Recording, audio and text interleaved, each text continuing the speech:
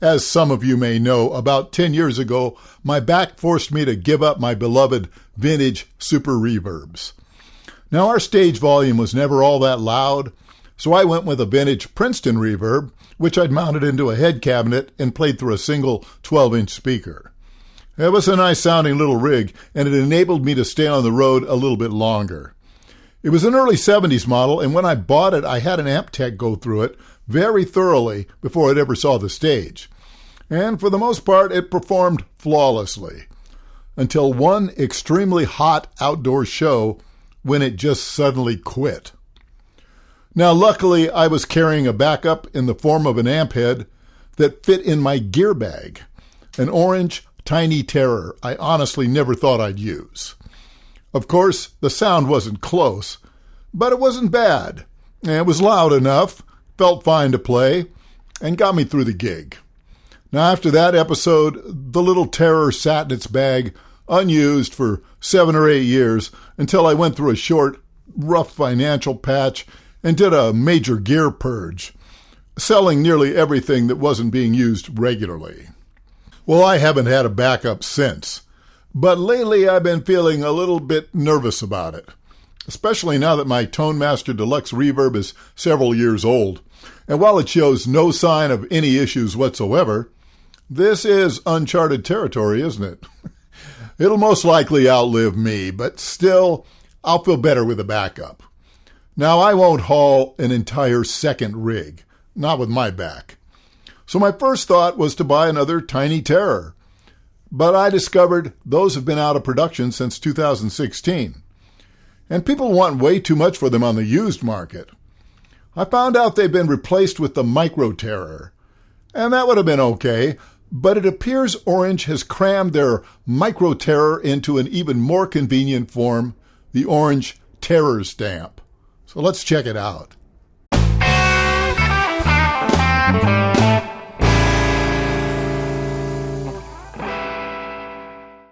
Now, my old Tiny Terror was a 15-watt hybrid amp, a solid-state amp with a tube preamp.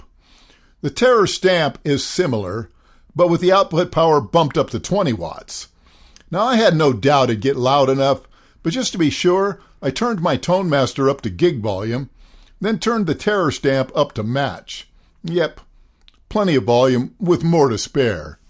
Though, like my old Tiny Terror, you can't expect a lot of clean headroom. Now, for today's testing, I'll be playing it through a single 12 cab, which is loaded with the same Celestion Neo Creamback as my Tone Master has. If there's a live emergency, I'll just use the Tone Master speaker.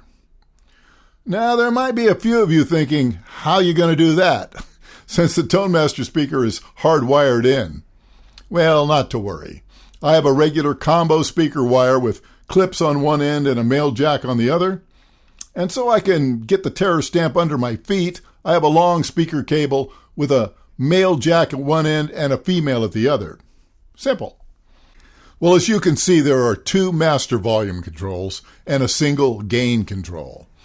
So I imagine I'll set the gain high enough to warm up the tone and use the volume controls to set a normal level and an effectively boosted level. Well, let's see how that works.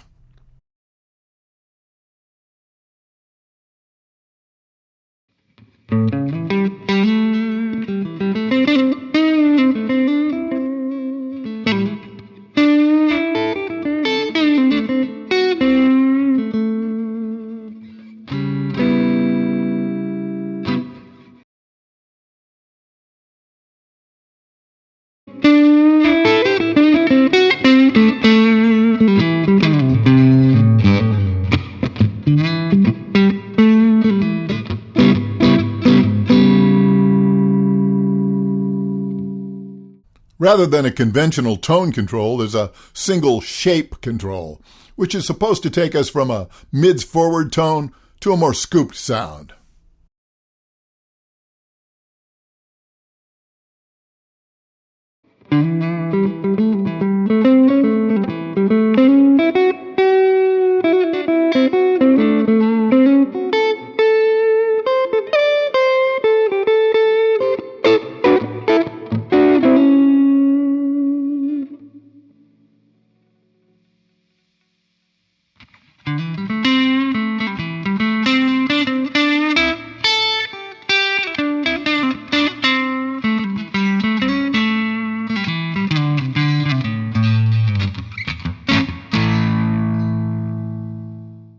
I'm finding I like the shape control pretty close to 12 o'clock, depending on the guitar. As for the gain control, well, the amp seems to sound and feel best with the gain up past halfway, but with the guitar volume down a bit to reduce drive and take the slightly harsh edge off, especially with a Strat.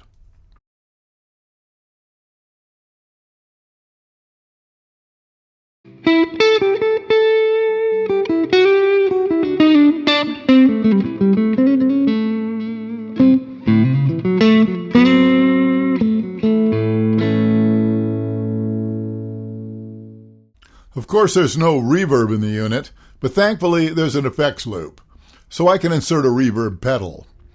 I have an old Digitech iStomp pedal programmed with a spring reverb simulation. Now, I've kept this thing around for years for just this sort of application.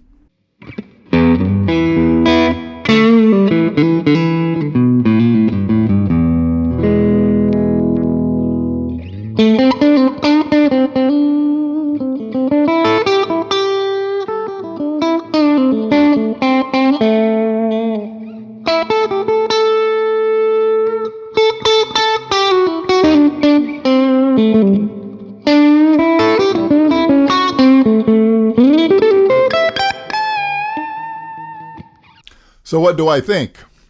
Well, the upsides are pretty obvious. It's tiny, so it can live in my gear bag as insurance against amp failure. And it actually sounds pretty decent. Certainly good enough for my purposes. The other failings would be the need to also bring a reverb pedal, and more importantly, its lack of clean headroom. The reverb pedal is no big deal, since it also adds very little weight and doesn't take up much space. As for the lack of headroom, well, I know from my emergency use of the 15-watt Tiny Terror, which also didn't have a lot of clean headroom, that I can turn my guitar volume down and clean up enough for rhythm. Will it be as crisp and nice as my Tone Master? Well, not even close. But remember, we're talking emergency use here.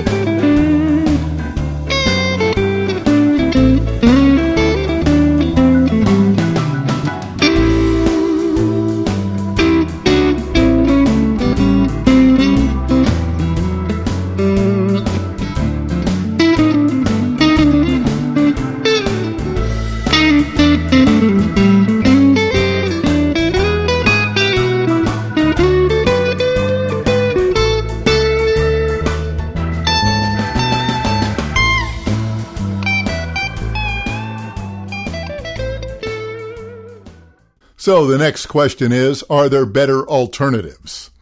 Well, that depends on how you define better.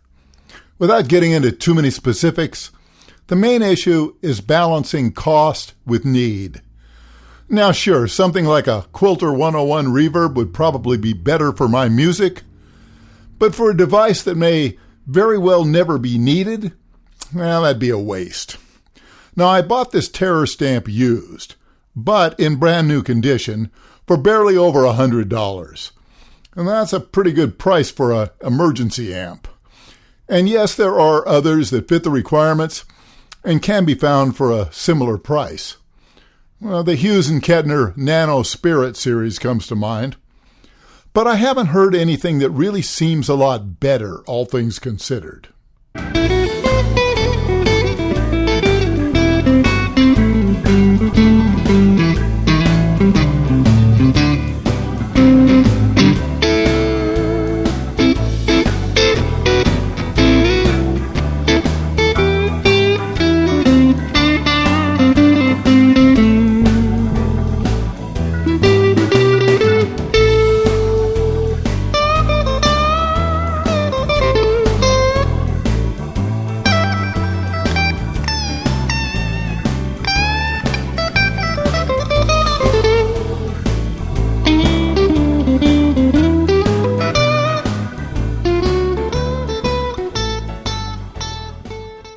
And finally, while this is a backup solution for me, it isn't necessarily intended to be that for others.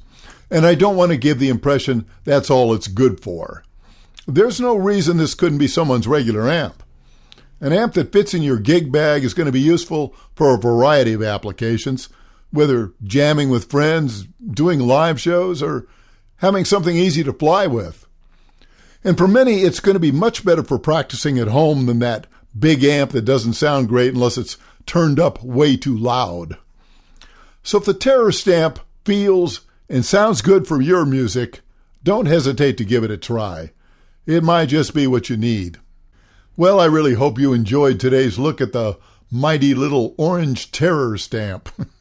Now don't forget to give this video a like and subscribe if you haven't yet. And of course, if you'd like to further support the channel, consider becoming a patron at patreon.com/LeonardGriffeyBlues. You can also head over there and pick up one of these snazzy mugs. And with that, it's goodbye for now, and I'll see you again very soon.